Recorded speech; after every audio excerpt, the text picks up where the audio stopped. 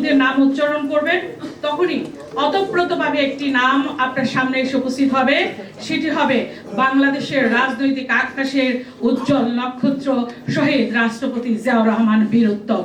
আপনারা সকলেই জানেন যে শহীদ রাষ্ট্রপতি জিয়াউর রহমানের স্বাধীনতা, মহান স্বাধীনতার ঘোষণাই ছিল মুক্তিযুদ্ধের তুর্যধ্বনি, এবং তার ঘোষণার মধ্য দিয়েই বাংলাদেশের মানুষ ৭১ সালে মুক্তিযুদ্ধে ঝাঁপিয়ে পড়েছিল, যেই যুদ্ধে ৯ মাস যুদ্ধ করে আমরা বাংলাদেশকে স্বাধীন করেছিলাম।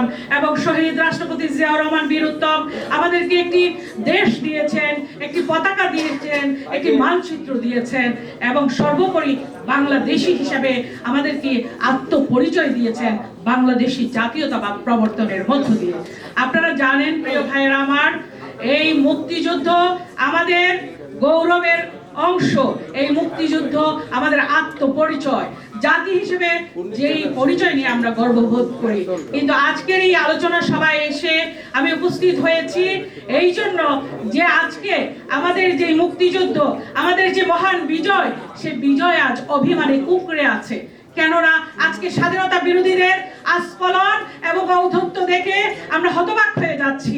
বলছি কি, তারা যেরকম করে ৭১ সালে দেশের স্বাধীনতার বিরোধিতা করেছিল, মুক্তিযুদ্ধের বিরোধিতা করেছিল, আজকে দেখেন তারা নির্বাচন বানচাল করবার জন্য হাদির উপরে তারা আক্রমণ করেছে। তারা আজকে নির্লজ্জভাবে জাতির সামনে বলে তারা নাকি হচ্ছে ভালো হয়ে গেছে। কিন্তু আজকের এই সভা থেকে আমরা বলতে চাই, মাসুদরা কখনোই ভালো হয় না, এরা কখনোই বাংলাদেশের ভালো কিছু চায় না এবং ভালো কিছু চাইতে পারে না। তাদেরকে প্রতিহত করতে হবে।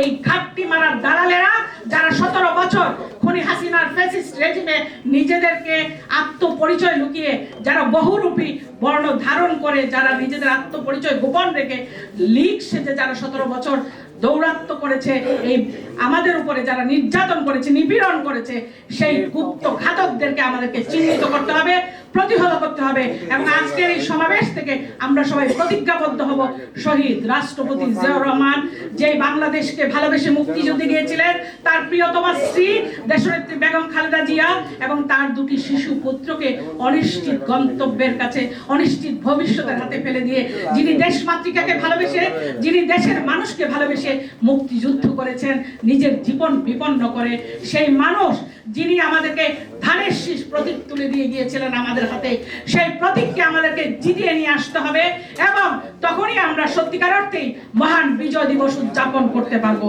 আপনারা সবাই সেই প্রতিজ্ঞাবদ্ধ হয়ে আজকের এই সমাবেশ থেকে যার যার এলাকায় যার হাতে ধানের শীষ তুলে দেওয়া হয়েছে সেখানে যে কাজ করবেন। আমার বক্তব্য শেষ করবো আমি এখনই। বাংলাদেশ জিন্দাবাদ, বাংলাদেশ জাতীয়তাবাদী গণতান্ত্রিক পরিষদ জিন্দাবাদ, শহীদ জিয়া অমর হোক, দেশনেত্রী বেগম খালেদা জিয়া জিন্দাবাদ, তারুণ্যের প্রদীপ্ত অহংকার তারেক রহমান জিন্দাবাদ, জিন্দাবাদ।